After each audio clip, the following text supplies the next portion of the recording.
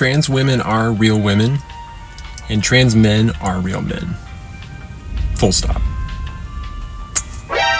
You don't want to take any responsibility with how you look or sound while claiming to be in the process of transitioning, which is a verb. Alienating trans kids from the tools of transitioning is not about protecting kids, it's about hurting trans people. And those people, in this instance, are children. Kids are people, but you're doing that to conflate them with adults as if there's not something really sick about that.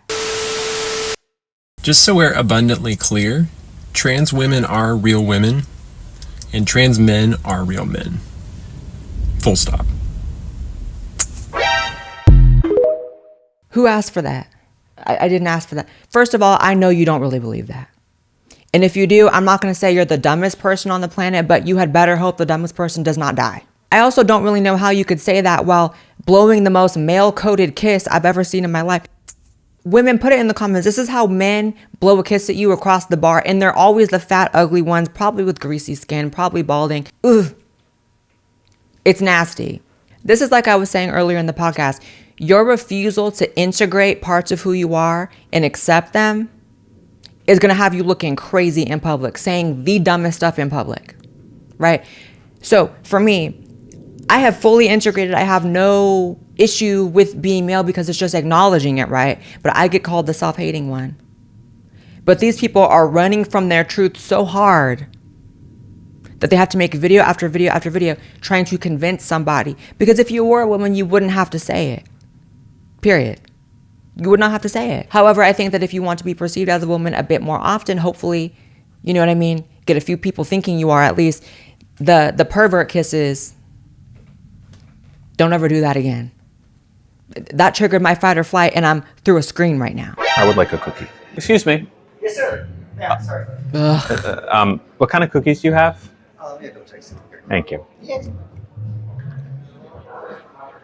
Makes me not want a cookie now. I don't think I want to give this place any more of my money. It's okay. It's not okay, but it's also like, I'm trying to take these things in stride a little bit more lately. I'm not happy about it. I don't like getting misgendered. It really stinks. If the person hadn't corrected themselves, I would have corrected them. But they did, immediately. Sometimes people will say like, well, you know, voice train Lily. How can you expect someone to gender you correctly in this situation? The expectation is not for a server to read your mind. The expectation is that a server understands that they don't know your pronouns. You don't want to take any responsibility with how you look or sound while claiming to be in the process of transitioning, which is a verb. New year, new you. If your resolution is to get your life together after the holidays, my friends at Hypnosio are going to hook you up and help you build habits that actually stick this year. That's why today's video is sponsored by Hypnosio. It's a self-hypnotherapy app that is genuinely not like anything else in the weight loss space. And I know everyone says, oh, this one is different, but Hypnosio really is. Hypnosio is not going to just throw another diet at you or shame you into working out. It goes deep and actually works with your subconscious to rewire your emotional patterns that lead to things like stress eating, overeating, and sabotaging your own goals. It uses guided hypnotherapy sessions accessible on any device or through their app. It targets things like emotional eating, portion control, and helps you with that anxiety that can oftentimes just make you feel stuck. It's science-backed, clinically supported, and honestly, way more affordable and accessible than going to see a hypnotherapist in person. Here's what makes it absolutely amazing. It helps rewire your automatic food responses, lowers stress and cortisol levels so that your body is not fighting your new progress. It teaches mindful eating and real hunger cues. And finally, it supports real long-term weight loss results with 94% of people keeping the weight off better than control groups. So if you're someone who is super busy, maybe you travel a lot, or you just don't want to micromanage your calories like I don't, this is perfect for you. Plans start as low as $11 a month, which is such a steal, such an amazing deal, especially considering it's actually rewiring your brain in such a positive way. So if you're ready to stop fighting yourself and actually feel in control, head to hypnosio.com or get the Hypnosio app on the App Store or Google Play and try it out today. Thank you so much to Hypnosio for sponsoring this episode of the Blaire White Project, and now on to the rest of the podcast. It's not a state of being, it's something you do. And so talking about, I want a cookie. And then, you know, the waitress is gagged talking about, oh, yes, sir, ma'am. You know what I mean? It's like, What do you expect? And to say that people should just be not, so no one can use pronouns ever again, it's just disgusting. It's just, that is, like I always say, a level of narcissism to try to rearrange the way that people speak and to have expectations for perfect strangers. And why is your arm broken? I feel like you should just try anything to not add to the freak show factor. I mean, you're already like trans, quote unquote, walking around with your arm in a sling is just like, it's just too much of a, stay home. Stay home. You are too overstimulating. Your presence is too overstimulating. You got to be like, is that a man or a woman? Why is their arm broken? Like, it's just too much. You're walking in with too much lore. You know, violating wait staff, it's just disgusting. But you are a predator in so many different ways, right? Whether it's children, wait staff. I mean, for someone as pathetic, it's crazy how actually scary you are. You are a predator. With that side pony, with the Benjamin Franklin curls, looking like you got a Chiquita banana hanging off your head.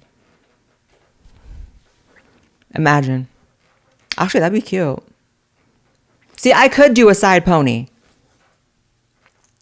That would actually be super cute. So I don't know what to tell you. You're just not cute.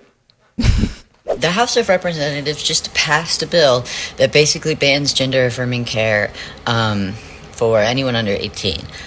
I'm transgender. My name is Sand, S-A-N-D. Yes, like the stuff at the beach. And yes, that is my legal name because as soon as I could and as soon as I moved out here to where I live, I legally changed it because Sand has been the name that I felt comfortable with since 2020. And also, it is the name that I have only felt comfortable with. And I've gone by many other names. Baby, you're in psychosis. You're in psychosis. Sand. Hi, my name's Sand. See, why would you ever lower yourself? So your name's Dirt? The dirt that's at the beach.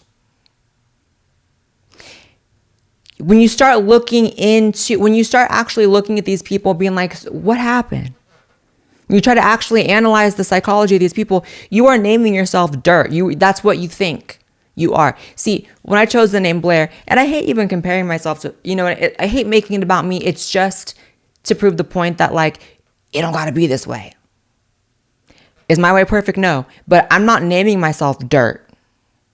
I'm not giving myself they, them pronouns, itself, dehumanizing myself like that.